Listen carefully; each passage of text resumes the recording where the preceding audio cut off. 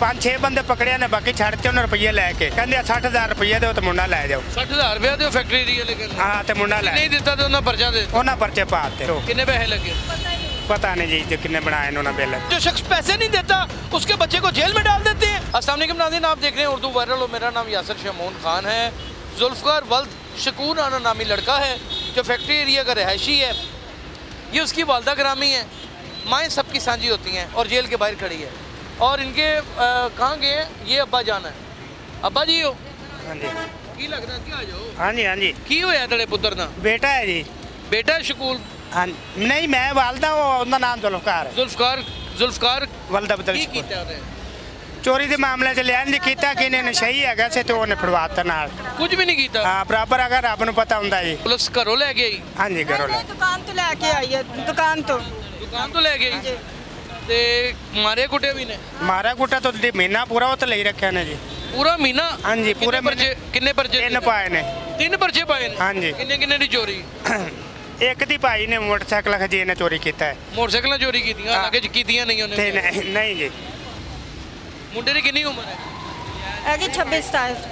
20-22 ਸਾਲ ਦਾ। हाँ जी हाँ जी ਤੇ ਨਸ਼ਈ ਨੂੰ ਕੀ ਵੈਰ ਸੀ ਕਿ ਤੁਹਾਡਾ ਮੁੰਡਾ ਪੜਵਾਤਾ? ਬਾਅਦ ਜੀ ਮੁੜੋ ਅੱਜ ਕੱਲ ਦੇ ਵਕਤ ਜੋ ਇਹੋ ਹੀ ਹੋਏ ਤੇ ਉਹ ਨਾਲ ਨਾ ਉਹਨੇ ਉਹਨਾਂ ਫੈਕਟਰੀ ਏਰੀਆ? हाँ जी ਪੁਲਿਸ ਵਾਲਿਆਂ ਨੇ ਕਿੰਨੇ ਪੈਸੇ ਲਏ ਨੇ? ਨਹੀਂ ਪੁਲਿਸ ਵਾਲਿਆਂ ਨੂੰ ਅਸੀਂ ਨਹੀਂ ਦਿੱਤੇ 1 ਰੁਪਈਆ। ਮੰਗਦੇ ਤੇ ਹੋਣਗੇ। ਮੰਗਦੇ ਸਨ ਉਹ ਤਾਂ ਕਹਿੰਦੇ ਸਨ ਵੀ ਅਸੀਂ 5-6 ਬੰਦੇ ਪਕੜਿਆ ਨੇ, ਬਾਕੀ ਛੱਡ ਤੇ ਉਹਨਾਂ ਰੁਪਈਏ ਲੈ ਕੇ ਕਿੰਨੇ ਪੈਸੇ ਮੰਗ ਰਹੇ? ਤੇ ਕਹਿੰਦੇ 60,000 ਰੁਪਈਏ ਦਿਓ ਤੇ ਮੁੰਡਾ ਲੈ ਜਾਓ। 60,000 ਰੁਪਏ ਦਿਓ ਫੈਕਟਰੀ ਏਰੀਆ ਲੇਕਿਨ ਹਾਂ ਤੇ ਮੁੰਡਾ ਲੈ ਨਹੀਂ ਦਿੱਤਾ ਤੇ ਉਹਨਾਂ ਪਰਚਾ ਦੇ ਦਿੱਤਾ। ਉਹਨਾਂ ਪਰਚੇ ਪਾਤੇ। ਕਿੰਨੇ ਅਰਸੇ ਤੋਂ ਮੁੰਡਾ ਅੰਦਰ? 2 ਮਹੀਨੇ ਤੋਂ। 2 ਮਹੀਨੇ ਤੋਂ। ਅੱਜ ਬੇਲ ਹੋ ਗਈ ਹੈ? ਹਾਂਜੀ ਬੇਲ ਹੋ ਅੱਜ ਕਿੰਨੇ ਪੈਸੇ ਲੱਗੇ ਨੇ? ਤੇ ਉੱਥੋਂ ਬੇਲ ਕਰਾਈ ਜੀ ਕਚਹਿਰੀਓਂ? ਕਚਹਿਰੀ ਹੋ। ਕਿੰਨੇ ਪੈਸੇ ਲੱਗੇ? ਪਤਾ ਨਹੀਂ ਜੀ ਜੋ ਕਿੰਨੇ ਬਣਾਏ ਨੇ ਉਹਨਾਂ ਬਿੱਲ। ਤੁਹਾਨੂੰ ਤੁਸੀਂ ਦਿੱਤੇ ਕਿੰਨੇ ਨੇ? ਅੱਛਾ ਕੋਈ ਨਹੀਂ ਦਿੱਤਾ, ਸਾਡੇ ਨਾਲ ਦੇ ਆਏਗਾ, ਨਾਲ ਦੇ ਹੈਗਾ ਸੀ ਉਹਨਾਂ ਜਿਹੜਾ ਕਿਰਾਏ ਨੇ। ਹਾਂ ਸਾਡੇ ਨਾਲ ਦਾ ਹੀ ਹੈਗਾ ਸਾਡਾ, ਉਹਨਾਂ ਨੂੰ ਪਤਾ ਹੈਗਾ, ਸਾਨੂੰ ਤਾਂ ਨਹੀਂ ਪਤਾ ਹੈਗਾ। ਅੱਛਾ ਉਹਨਾਂ ਨੇ ਵੱਖਰੀ ਦਿਹਾੜੀ ਲਾ ਲਈ ਹੈ। पता नहीं लाई है कि नहीं। ਹਾਂ ਇਹ ਰੱਬ ਨੂੰ ਪਤਾ ਹੈ। नाज़रीन, जुल्फ़कार चोरी के केस में कोई शख्स पकड़वा देता है। 6-7 बंदे फैक्ट्री एरिया की पुलिस पकड़ती है, जुल्फ़कार को भी पकड़ती है, इनसे 60,000 रुपया रिश्वत का मांगती है कि आपका बेटा छोड़ देंगे। इनके पास पैसे देने के लिए नहीं होते, फिर आखिर इनका लड़का भी जेल में चला जाता है। और फिर जब जेल में चला जाता है तो जाहिर है वो दागी हो जाता है। अब वो जब भी कोई मामला होगा चोरी का या कुछ होगा तो जुल्फ़कार को वो उठा लेंगे। ये शकूर उसके वालिद हैं। ताना पुत्र बेकसूर है। हाँ जी बेकसूर हैगा, काम तुसी भी ना लो। नहीं मैं बकरे आई ਮੇਰੀ ਬੀਵੀ ਵਾਲਦਾ ਹੁੰਦੀ। हाँ जी मैं बकरे आई हूँ। बकरे आए हो? हाँ मैं बूरे वाले से आई हूँ। बुरे वाले से।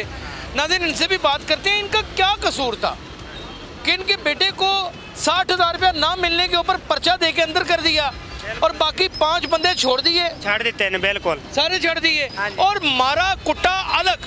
मुझे ये नहीं समझ आती कि कसूर क्या था, ये जुल्म क्या है, ये कहानी क्या है कि जो शख्स पैसे नहीं देता उसके बच्चे को जेल में डाल देते हैं, उसके बच्चे के ऊपर पर्चा दे देते हैं, और चाहे मोटरसाइकिल उसे चलानी ना आती हो। ਤਾਂ ਆਪਣੀ ਹੈਗੀ ਸੀ, ਉਹ ਵੀ ਉਹਨਾਂ ਨੇ ਰੱਖ ਲਈ ਹੈ ਜੀ। गाड़ी मोटरसाइकिल भी ना ली। ਜੀ ਉਹਨਾਂ ਦੇ ਕਾਗਜ਼ उसके कागज कितने नहीं?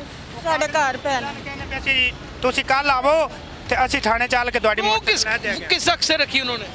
ਉਹ ਬਸ ਇਹ ਖੇ ਵੀ ਨਾਲ ਖਜੀ ਨੇ ਉਹ ਮੋਟਰਸਾਈਕਲ ਸਣੇ ਪੜਿਆ ਨੇ ਤੇ ਖਜੀ ਚੋਰੀ ਚ ਵੀ ਉਹ ਵੀ ਚੁੱਕ ਲਗਾਏ।